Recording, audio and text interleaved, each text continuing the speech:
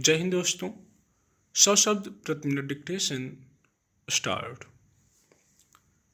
दिल्ली में विधायकों के वेतन भत्तों में बढ़ोतरी के आम आदमी पार्टी सरकार के प्रस्ताव को राष्ट्रपति की मंजूरी मिलने के बाद स्वाभाविक ही अब यहाँ के जनप्रतिनिधियों में राहत का भाव होगा।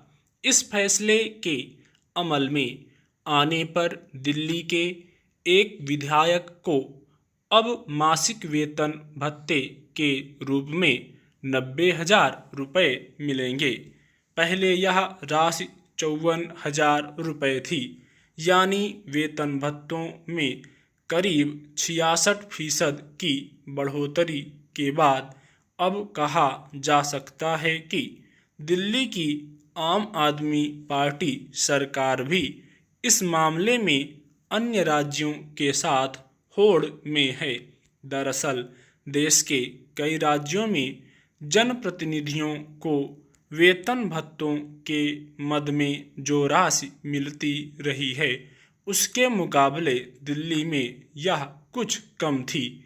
लेकिन देश भर में आम जनता और उनके नुमाइंदों की आमदनी में तुलना करते हुए उसे कम भी नहीं माना गया। खासकर जो पार्टी राजनीति में एक नई परिपाटी शुरू करने का वादा करके सत्ता में आई, उसकी सरकार से जनप्रतिनिधियों के मुकाबले पहले आम जनता का ख्याल रखने की अपेक्षा की जाती रही है। यूं हाल के वर्षों में अमूमन सभी वर्गों के लोगों के खर्चों में जैसी बढ़ोतरी हुई है, महंगाई का स्तर जिस तरह बेलगाम होता गया है, उसमें प्रथम दृष्टया इस वेतन बढ़ोतरी के फैसले का औचित्य दिखता है। लेकिन सवाल है कि खर्च और आमदनी के मामले में आम जनता भी जिस सदस्य से दो चार है, क्या सरकारों को उस पर भी गौर करने की जरूरत महसूस होती है। विचित्र यह भी है कि सदन में जो विपक्षी पार्टियां सरकार की नीतियों और उसके फैसलों को आमतौर पर कसौटी पर रखती हैं, उसके नुक्तों को निकालकर उसका विरोध करती हैं, उन सभी के बीच वेतन भत्तों की बढ़ोतरी के मसले पर शायद ही कभी कोई असहमति के स्वर उभरते हैं। मसलन जो भाजपा दिल्ली सरकार के कुछ नेताओं पर सीबीआई और प्रवर्तन निदेशालय की कार्रवाई या सक्रियता को उनकी आय और भ्रष्टाचार से जोड़कर देखती है, उसे विधायकों के वेतन भत्तों में 66% की बढ़ोतरी पर कोई सवाल उठाना जरूरी नहीं लगता। जबकि सरकार की ओर से किसी भी जरूरी या गैर जरूरी खर्च को फिजूल खर्च बताना विपक्ष अपनी प्राथमिक जिम्मेदारी समझता है।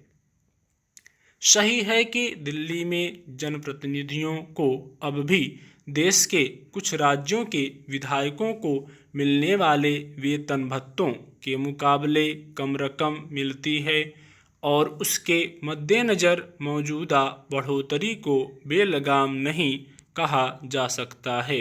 लेकिन इसके साथ अगर सरकारें इस बात का भी ध्यान रखें कि जनप्रतिनिधियों की ज़रूरतों के समांतर आम जनता के सामने भी कई बार आय और क्रय शक्ति की मुश्किल खड़ी होती है, तो ऐसे फैसलों का औचित्य स्थापित होगा।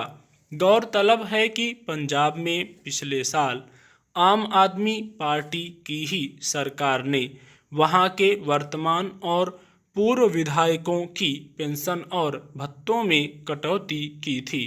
दिल्ली जैसे महानगर में गुजारा करने के लिए आवास, रोजमर्रा के खर्चे, परिवार का भरण पोषण, बच्चों की पढ़ाई लिखाई आदि के मद में जितनी न्यूनतम आय की जरूरत होती है उतनी आज भी यहाँ की एक बड़ी आबादी बहुत मेहनत करके भी हासिल नहीं कर पाती। स्टॉप।